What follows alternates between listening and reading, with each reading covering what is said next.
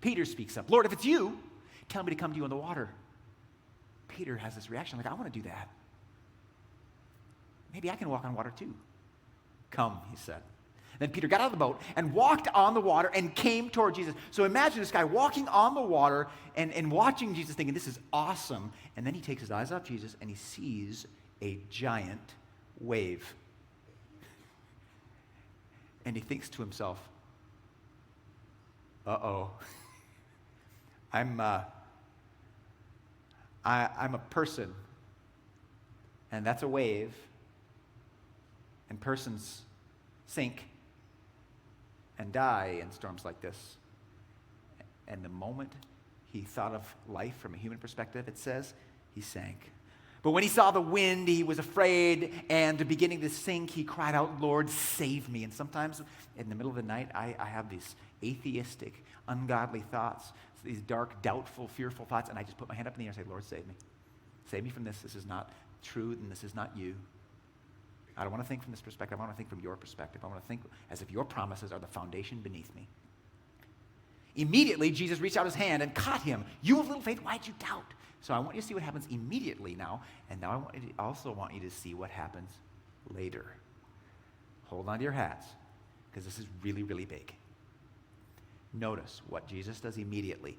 Does Jesus, true or false, yes or no, does Jesus stop the storm yet? Yes or no? No. He takes Peter's hand, but he does not immediately stop the storm. I think if I were God, I would have stopped the storm first and given him just a gentle swimming lesson. Right? I'd have stood in the water like this, sipping my Starbucks. All right, let's slow down, guys. Waves go down, wind go down. Peter, cup the hands, brother. Cup them. No, not like that.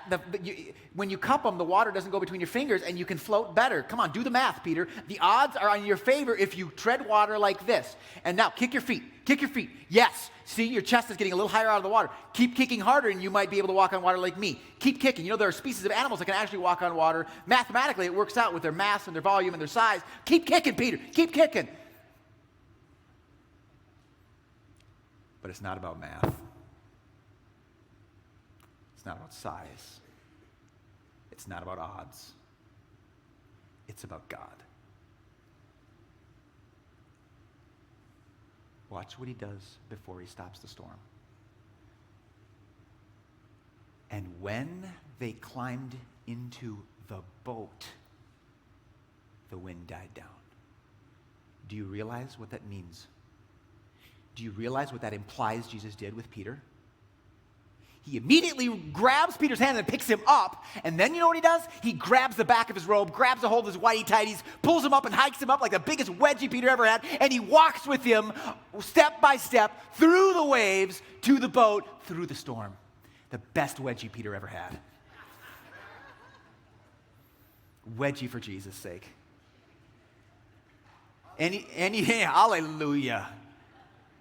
Anytime, and it was wet. He was all wet. The wettest, bettest, everything. This is the best moment of Peter's life because every time after this, he saw a giant, he got that weird feeling, and he remembered the wedgie.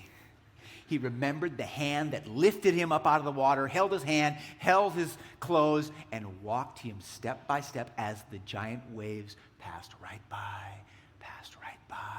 and they stayed afloat. They stayed alive. They stayed up. They stood strong as if their foundation was on rock. He deliberately left the storm in play in order to give Peter the lasting memory, the eternal memory of walking through it with God. So grabbing him by the hand, grabbing him by the cloak, walked him through the storm, and only after they stepped over the side of this little boat did Jesus say, okay, now you can stop, because he had proven his point.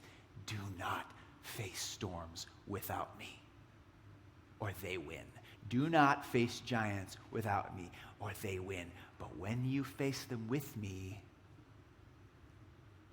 you win.